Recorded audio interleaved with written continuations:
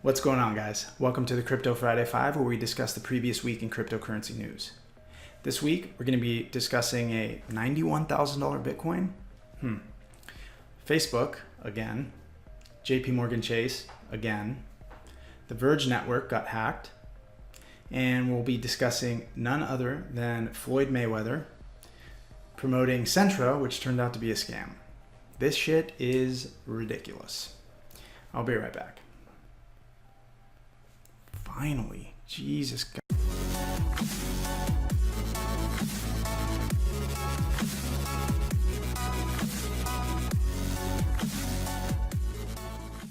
Alrighty, welcome back to the Crypto Friday 5, guys. For those of you who have been here before, hit that thumbs up button, and for those of you who are new, it's great to have you. Make sure to hit that subscribe button with the little bell next to it for more videos in the future.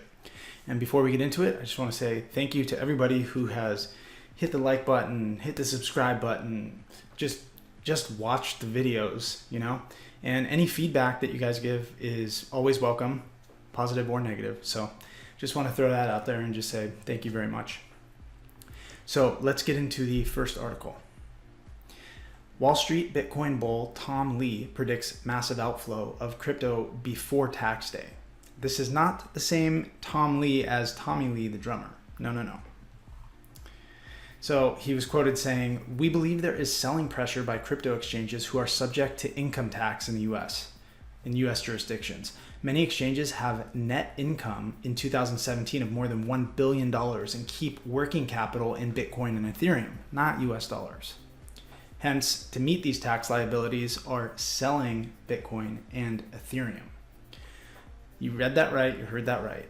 The exchanges have to pay taxes just like the U.S. citizens. So he's basically saying that they're selling it off. They're selling off their holdings so that they can afford to pay taxes. Pretty interesting. And apparently it's a big enough part of the market to really affect it. Just the fact that he would even bring that up, and with how knowledgeable he is, I think that this is, important to keep in mind. And at the bottom of the article, the last thing that he says is, Lee most recently predicted that Bitcoin will hit $91,000 by March 2020. Based on BTC's, Bitcoin's performance after past market dips. In January of this year, when Bitcoin's price was around $9,000, Lee told CSNBC that Bitcoin would hit $25,000 by the end of 2018 instead of by 2022 like he had previously predicted. So he is like a mega bull on cryptocurrencies. And he thinks that by 2020, we're going to be almost at $100,000 for one Bitcoin. Pretty crazy to think about. All right, let's jump to the second article today.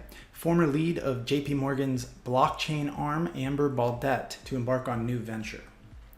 So Amber Baldet left JP Morgan to pursue her own blockchain company. And Baldet had been the lead for project development in Quorum, JP Morgan Chase's blockchain and smart contracts platform.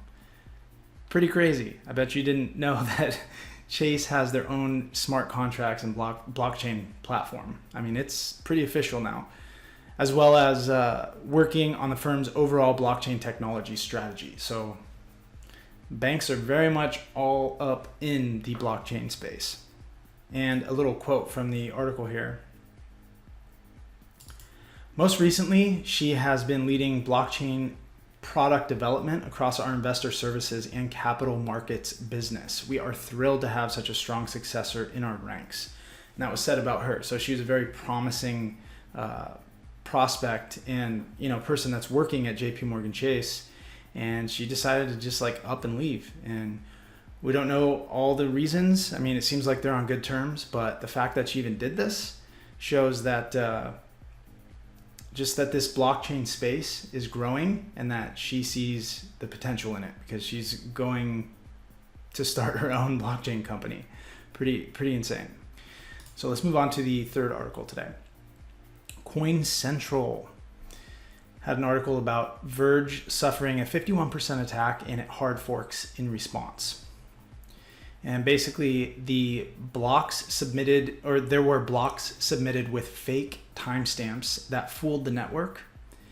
And this allowed the malicious miner or the hacker to continue working with the script, controlling all of the hash power and mining blocks for every single second. So every second, I read in another article that they're making $100, printing basically $100 worth of the Verge currency and then selling it on exchanges. So a lot of the exchanges have shut down trading of the Verge currency altogether, and the price has just plummeted, obviously. So it's pretty bad for them. They went to Twitter and said, "We had a small hash attack that lasted about 3 hours earlier this morning. It's been cleared up now. We will be implementing even more redundancy checks for things of this nature in the future." They're trying to be positive, but it just seems like they don't have control over what's going on right now. It's funny because this is still going on right now. From what I understand, they are still creating the fake blocks and they have not resolved this. So they're going to attempt to hard fork the coin and create like a split of it, just like Bitcoin did with Bitcoin Cash. And it's just going to divide the community, and it's not really what blockchain technology is about, right? You know, blockchain is about immutable public digital ledgers. So immutable is unchangeable. And when you fork the currency and create another branch of it, you're basically changing what the blockchain says, or you're changing what the ledger says. You're creating a whole new ledger and kind of forgetting what happened in the past. And it splits the community up, and it's not good for Verge. Let's move on to the fourth article today. The SEC busts fraudulent ICO endorsed by Floyd Mayweather. Founders defrauded $32 million. So the SEC arrested the founders of the cryptocurrency Centra, which I believe is CTR, saying that it's a scam. And this project was endorsed by Floyd Mayweather. And it kind of looks like Money Mayweather found a way to make a quick buck, but he tarnished his name in the process. The most interesting part of this is, despite people selling off their Centra holdings, there was still someone somewhere buying the dip. And as it was going down here, you can see like the volume increased a ton, and just people came up and started buying it up after it was just blatantly called a scam by the SEC. So, I mean, the crypto space is insane. Like, just it's the Wild West. It really is, and this just shows that it is. All right, the last thing today we're going to talk about is a video that I checked out, and I think that you guys might want to check it out. It's called "Delete Your Facebook." As you may know, Facebook's been kind of under some scrutiny for not being careful enough with the information that they have. And, you know, this brings up the whole privacy debate. And it kind of seems like the company hasn't been dealing with it as well as they should be or could be. Pretty sure that Facebook has to go to court over this. So definitely going to be interesting to see how this one plays out.